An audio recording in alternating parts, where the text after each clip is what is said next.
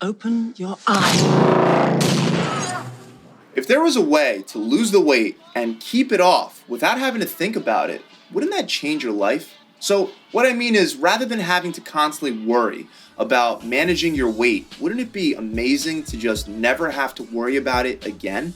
Well, that's why today I want to go over 3 critical weight loss tips that will allow you to free yourself from the constant cycle of losing weight and gaining weight. These are not going to be your generic typical tips like do a detox, do a lot of cardio, do some crunches. Instead, these will be about deeper concepts that allow you to transform your mind into a tool that makes staying in shape effortless. First place I want to start is with your values. Now, nobody talks about how important your mind and your belief system is when it comes to losing weight, but this is where it all starts from.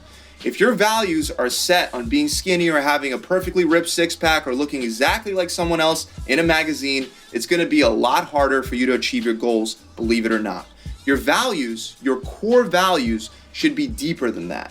Great core values that will get you to your goals are things like always looking to improve and become a better version of yourself, always maintaining good health, getting stronger than you were yesterday, and a commitment to aging gracefully, because I don't care how old you are, everyone's getting older, and what you do now will determine exactly what you're going to look like 20 years from now. Notice that all those core values that I just mentioned are all pertaining to yourself. They're not based on someone else. So what that does is it gives you control. You can't control whether you're going to have a perfect looking six-pack like the model in the magazine, but you can control whether you're going to have a better core or in general a better body than what you had yesterday. Don't worry about other people. Focus on yourself and improving over the days, weeks, months, and years. A good example of this is my cousin and business partner, George. We both did the same workouts, followed similar diets, put in the same amount of time, and sometimes, heck, I even feel like sometimes he put in more time and more work than me. And both of us improved, both of us got healthier, both of us got stronger, leaner, but we both look different. One's not better than the other, but what if George got obsessed about only wanting a six-pack just like mine? And that's the one thing he valued. If he didn't get it, he would quit. In fact, he might not even give it enough time to even see if he can get a six-pack before he quits. And he would have lost all those increases in strength, health, functionality, mobility, and he sure wouldn't stay lean very long because his value system was wrong. Your values should not be to have a six-pack. My values were never to have a six-pack. It was a side effect of chasing after things like getting stronger, being a better version of myself than I was yesterday, being more athletic, mixed with hard work at the gym, obviously, and decent genetics. So the first tip is to adjust your values and make sure that you focus on what you can control 100%. Next, I want to draw an even further distinction about your mindset. I've noticed that there's 2 types of thinking people have when it comes to fitness and building their body: nature versus nurture. This is one of the oldest arguments in the history of psychology.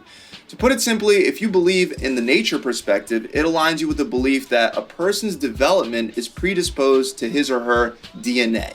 Adopting the nurture perspective acknowledges that everyone has different starting points, but it aligns you with the belief that a person's development is influenced by their life experiences and his or her environment. Even though you can be somewhere in the middle of these 2 mindsets, usually people tend to lean more towards one way of thinking over the other. Since nature versus nurture has been a highly debated topic for generations, and it's been debated by psychologists that I must admit are far more qualified than me, my goal is not to debate which one is correct. My goal is to simply find out which one will serve you better in your weight loss journey. With nature, the spotlight's on genetics, and there's no denying that genetics exists. But with nature, you're usually giving your genes more credit and more control than yourself and your actions. With nurture, yes, of course, genes will influence certain traits, but your environment plays a much larger role. It's so important to align with the right belief system because a person's thoughts and actions are highly influenced by their beliefs. The people that believe that everything is up to nature express statements like, "I'm not athletic," "obesity runs in my family," and "both my parents had high blood pressure, so that's why I have it." All of these statements take the control over your own body out of your hands and give that control over to natural forces that are outside of your control. With a really strong nature philosophy on life, you believe that some people won the genetic lottery while others did not. People that adopt more of a nurture philosophy will say things like, I'm not naturally athletic now, but if I work on it consistently, I can become athletic. Most of my family is obese, but I don't have to be because I can reinforce different habits than them. High blood pressure runs in my family, but I can do things to reduce and eliminate my risks. Clearly, this kind of mindset puts a lot of control back in your hands, regardless of the cards that nature has dealt you. If you truly believe that you're destined to be obese because of poor genes, how will you possibly give 100% of your effort to working out and dieting? You'll start the diet or the exercise program and already believe it's not going to work for you. So you won't even put in the level of effort necessary to actually make the change. And I can tell you right now, this form of thinking is not true. No matter what hand you've been dealt, you can improve it without trying to be someone else, but instead trying to be the better version of who you were yesterday. This moves us right into the next concept. For a second, I want you to imagine you're in one of those conveyor belts at the airport, except you're running against it in the wrong direction. If you sprint and you get halfway to the end and then you stop, you're going to end up right back in the beginning. If you jog way slower, but you're just moving just enough to keep improving and moving closer to the end, you're going to make it there.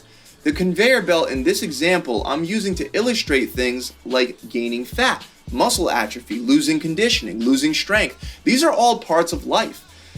That quote, if you don't use it, you lose it, it's so true. There's a natural force that will take away your muscle. It'll take away your lean body. That's the conveyor belt. And whether you like it or not, it's there with you your whole life. The only way to keep moving towards your goal of your ideal physical body is with consistency.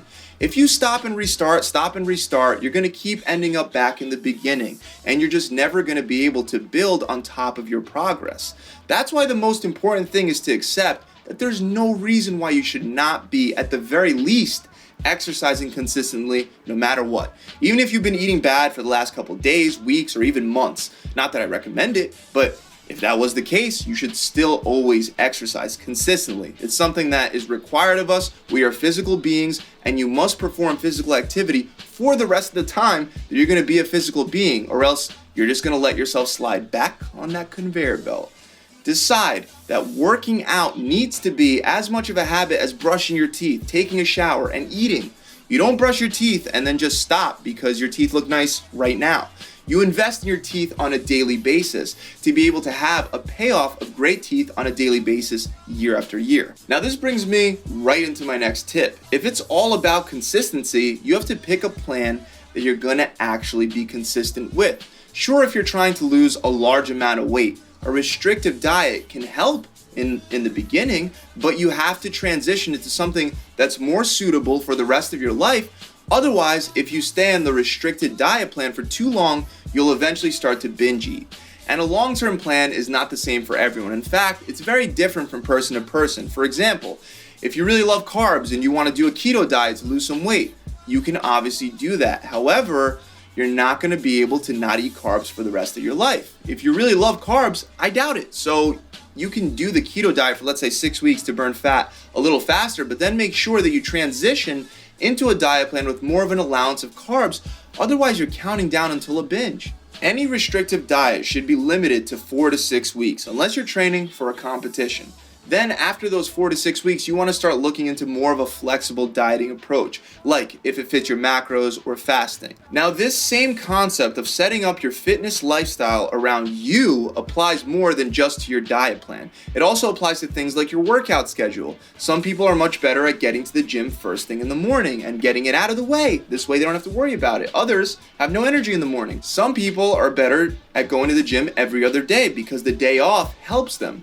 Others have to go every day to keep them motivated and to keep the momentum moving them forward. So when you come up with your plan, base it on yourself. There are a lot of different diet and workout plans that work, so many, but there's only going to be one that works the best for you. And that plan needs to be built around you at the center, not around a fad diet or a magazine workout plan. So those are the 3 tips, guys. Remember that if you want to manifest a different body from what you have right now, the change has to first start in your mind. I really hope this video has helped you out. If you enjoyed it, make sure you subscribe to this channel and make sure you take advantage of my free 6-week challenge, where all you have to do to actually get it for free is commit to sticking to the plan. And most of my clients right now that have done this program have either lost 20 pounds or 5% body fat in 6 short weeks. You're going to get a meal plan, a workout plan, and most importantly, you're going to get a coach that's going to check in with you every single week and help keep your mind on track. Click the link below and that'll take you straight there. Don't wait, seriously, click that link. This challenge will completely change your life. The website is gravitytransformation.com. See you guys soon. Pump it.